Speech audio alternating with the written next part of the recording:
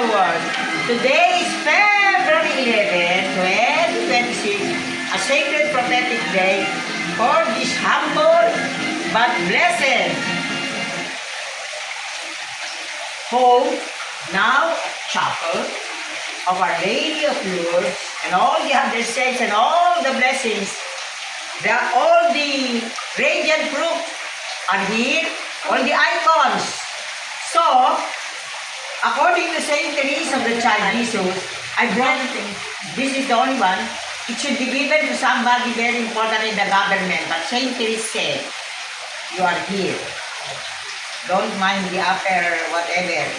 The most important is Atimetry, Emeteria Cruz.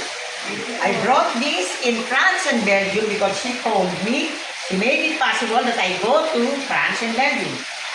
Because St. Teresa is a Carmelite, and the sacred prophetic soil that I put in the heritage sites in the Philippines and the world, it was through her when she made me go to Fatima, Portugal.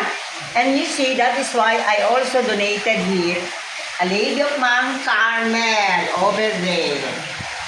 Here, over Mount Carmel, because the Ten Commandments, according to Sor Lucia of the Fatima Apparition, Ten Commandments, and Saint Teresa of the Child Jesus, they said that we have to recover the grandeur, the radiance, configuration, radiance of the Ten Commandments given to Brother Carlos Valero.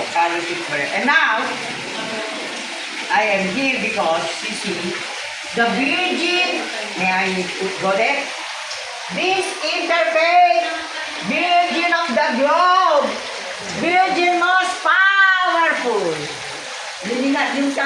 Yeah, this is a gift from Saint Teresa of the Child Jesus in the United States of America. So, Saint Teresa of the Child Jesus told me, you will emphasize the Philippines, United States of America spiritual relation through this interfaith Virgin of the globe, Virgin most powerful, because the real image, divine providence, I was able to bring it here from Malacanang, and then here, as a matter of fact, it was fetched by Governor Jose de la Cruz. She personally came. Now, I will end it already. I will make you hold this. No, or each one of us, because this was already blessed by the priest, no? In Holy Trinity, France, Blessed Mother said, this is my Transfiguration medal from Holy Trinity. Bring it to the Philippines. So, it will bring together all the sacrifices we've been doing in the Philippines and other countries. And so, this is the one from Republic of Turkey, to Saint Teresa of the Child Jesus, and above all, there is a standing invitation to all of you. Because in San Miguel, Bulacan, my guide here is Sister Hermie D. In San Miguel, Bulacan, for the information of the world, especially the Philippines, even the Vatican closed already the Holy Door, but in San Miguel, Bulacan, it's St. Michael, St. The Holy Door is still open to a special privilege granted by the Pope Francis, and then confirmed by Pope Leo XIV, Agustinian, and the Church, because they're celebrating the 300 years, Jubilee years. So my dear people of God, I thought, where will I begin my title? So, I have a standing appointment with Mayor John Bo Alvarez. And now, through Brother Henry Reyes, I have commissioned, and of course, Manilitrin. I can foresee that it is not only our mayor, Prophet San Miguel, Bulacan, but also the governor, and then pilgrimage delegation. They want to experience the Holy Door, because the Holy Door, when you pass it, you know what? Beside the Holy Door is Saint Teresa of the Child Jesus. So, when they pass through that, you die to your old self, great corruption of priesthood and all the sins. So, you enter into the Holy Door to embrace the holiness of God Almighty, the Holy Trinity, and the Holy Family. Because San Miguel Bulacan Cathedral, I found there the Holy Trinity, of course, Saint Michael, Holy Trinity, and Holy Family. All the saints. So,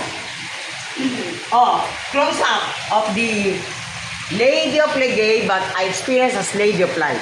So now, we will sing Hail Mary or whatever song you have. Hail Mary na lang. Hawakan nyo ito lahat para tapos na lang ng pare, pero ay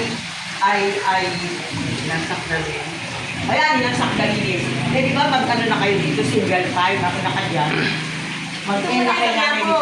Sige na. Hindi namin na lang. Ito, alam mo, ikaw. Pasok mo na dito. Sige na. Yan ka na. At hindi nagtugay. Sige na. Hindi lang kayo kakanta, tapos papasan nyo. Sige, alam nyo. Ang kakanta, sige. Ay, tanong kanta, basta kayo sa lalim. Kami ay hingi sa Diyos Ama namin, awang minimithi.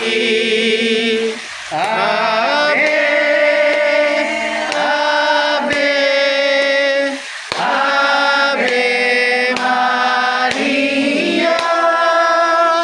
Ave, Ave, Ave Maria.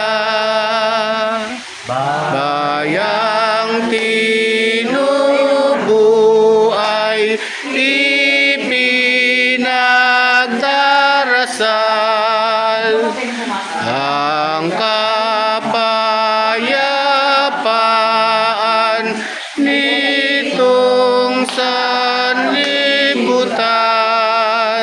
Ave, Ave, Ave Maria. Ave, Ave, Ave Maria. Tagalog mo lang kasi Ingles. Mabuhay ang Pilipinas! Mabuhay ang Pilipinas! Mabuhay ang Amerika! Mabuhay ang Pilipinas! Okay, long live the spiritual relations of the Philippines and the United States of America through Saint Teresa of the Child Jesus, Interfaith Virgin of the Globe,